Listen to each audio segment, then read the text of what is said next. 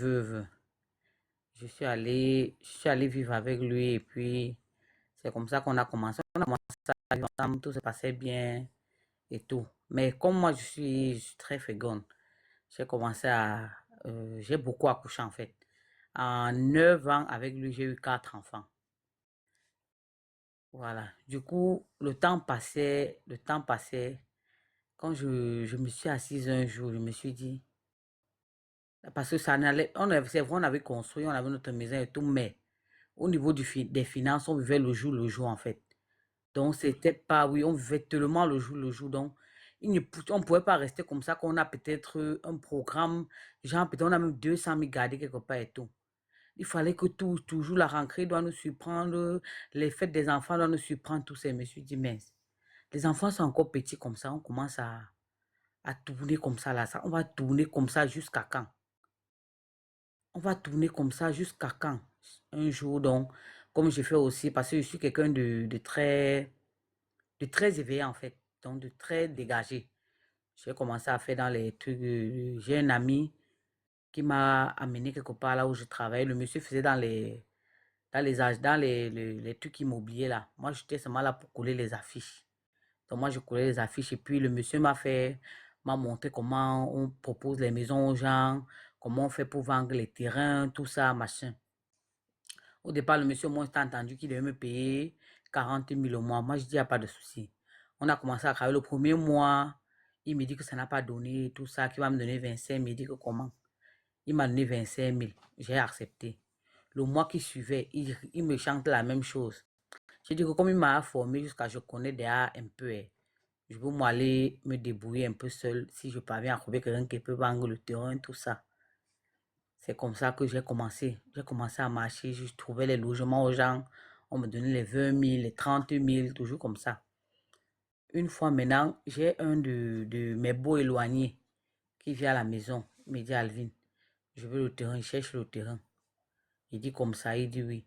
Il y avait aussi une voisine à côté de chez moi qui était venue me proposer qu'elle revend son terrain. C'est comme ça que je propose au gars.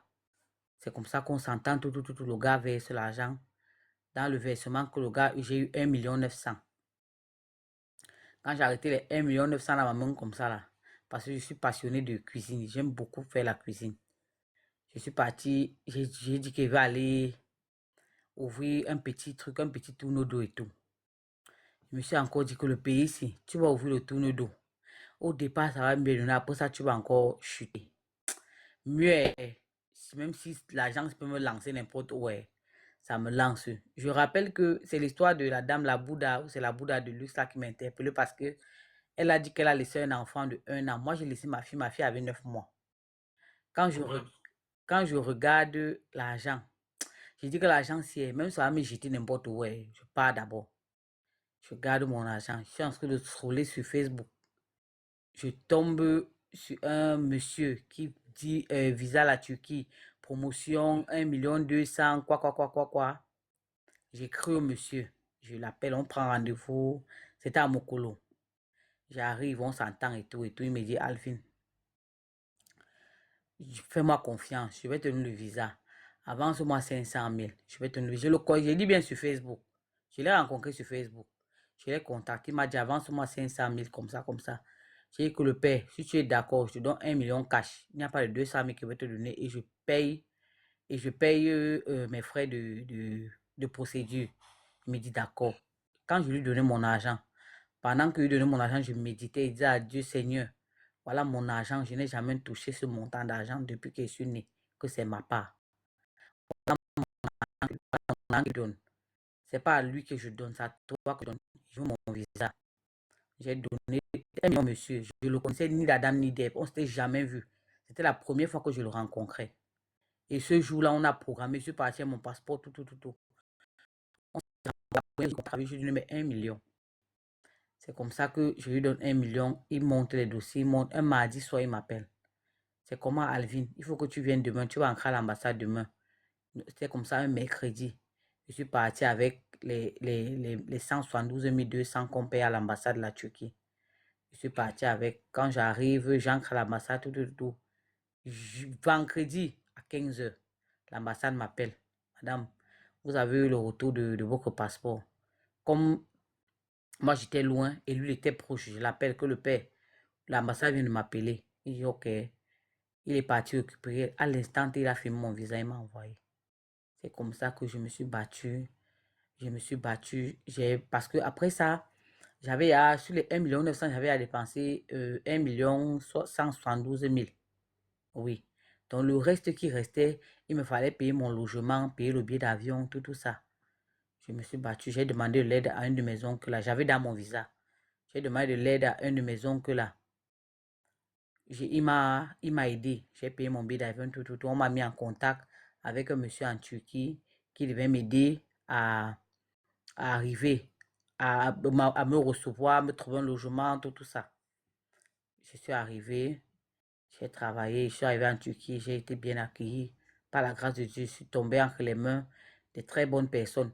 Parce que j'arrive en Turquie, je quitte du Cameroun le 21 octobre 2023 et j'arrive lundi le 22 octobre. Quand j'arrive lundi, le monsieur qui m'a reçu, il est venu me chercher à l'aéroport et tout. On arrive à la maison vers 7 heures. Il me dit, Alvin, tu peux aller travailler? Je dis oui. Il m'a amené au travail le même jour. On a commencé au travail ce jour-là.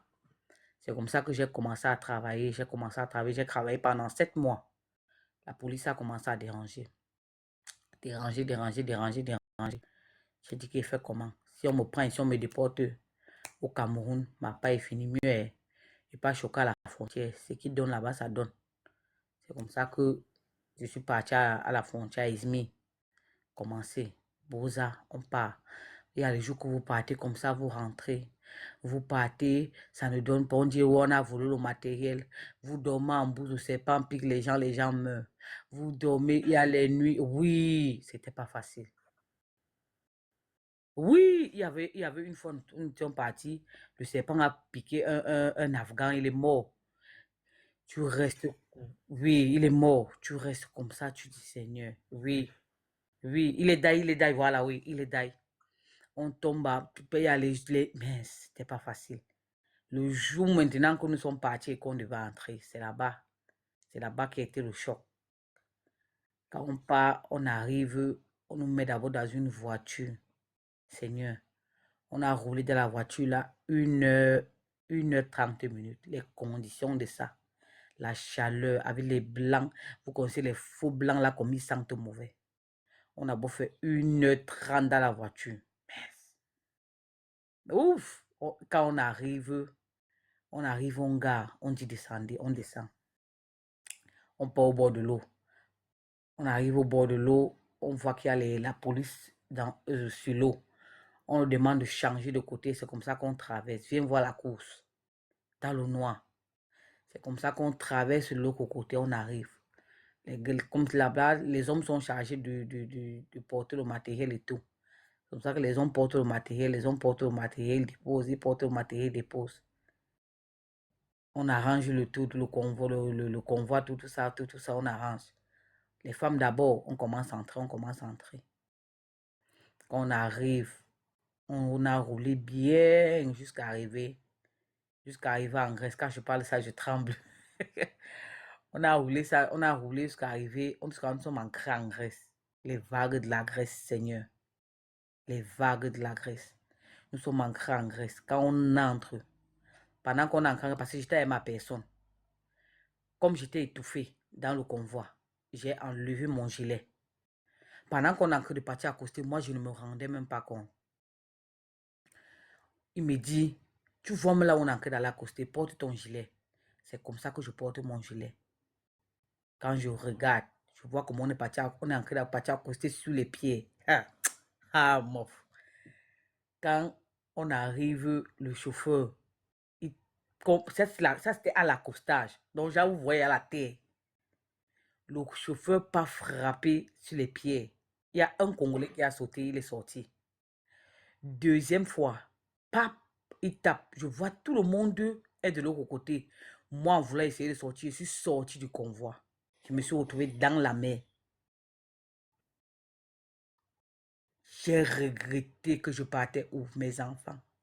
J'ai pleuré dans l'eau. J'ai fait 3 heures dans la mer. 4 personnes sont là devant moi. J'ai dit, Seigneur, tu ne peux pas me faire ça. Moi, ils sont en train de débattre pour sortir. Et qui n'ont pas essayé de sortir, en fait. Ceux qui n'ont pas essayé de fuir, en fait. Ils sont restés dans le dinghy. Moi qui avais voulu, j'ai voulu essayer de sortir, je n'ai pas pu. Donc, ça m'a projeté derrière. Je suis resté dans le métro 3 heures de temps. J'ai pensé à tout ce jour-là. L'aventure a commencé comment? Si je prenais mon argent, je faisais telle chose avec. J'ai dit que papa, j'ai tout dit.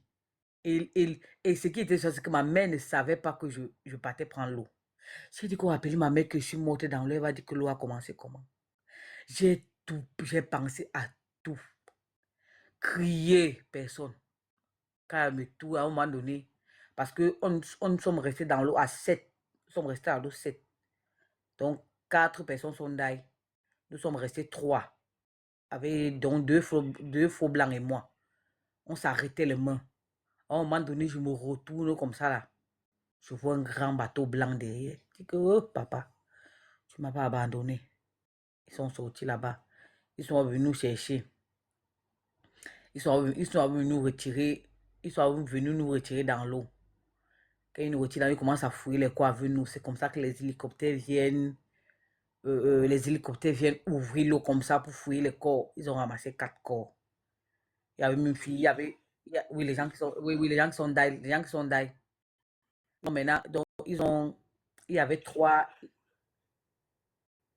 oui, il y avait 3 faux blancs et une fille bafan qui était die. Oui, c'est comme ça qu'ils nous ont retirés dans l'eau. C'est comme ça qu'ils nous ont retirés dans l'eau. Ils ont amené à la rive là-bas de l'eau Cocoto au port. Quand on arrive, on nous amène à l'hôpital. Nous tous, on nous amène à l'hôpital. Ils sont partis constater là-bas qu'on n'avait pas, le gilet nous avait maintenu sur l'eau en fait. On n'a pas, oui, on n'a pas jonglé et tout, rien, rien. C'est comme ça qu'ils nous ont portés, ils nous ont amenés au camp. Oui, au camp là-bas, ça s'est bien passé jusqu'à ce qu'après ça, on m'a transféré en fait. On m'a transféré dans un autre camp, donc c'est moi qui a décidé encore de venir ancrer dans l'autre camp, c'est à Athènes. Donc présentement, je suis à Athènes, au camp de l'Islam. Pour ceux qui sont en Grèce, ils connaissent, ils savent d'où je parle. Oui. Donc, quand la femme s'est expliqué son histoire, qu'elle avait laissé l'enfant, ça m'a fait penser à moi beaucoup. Oui. J'ai laissé un enfant de 9 mois, j'ai 2 ans, 4 mois. Ma fille a 2 ans, 2 mois. Ma destination finale, c'est la Belgique. Oui, donc je suis en train d'attendre. J'attends les pépas ici. J'attends le Carole aussi. Oh, oui, oui, oui, oui, oui, oui, oui, j'ai hâte ici. Donc je suis en train d'attendre. Par la grâce de Dieu, s'il me donne, c'est que c'est bon. J'étais en machine, je veux partir. Ma destination finale, c'est la Belgique. Ouais. Donc, le pays là n'est pas facile. Quand tu réfléchis là,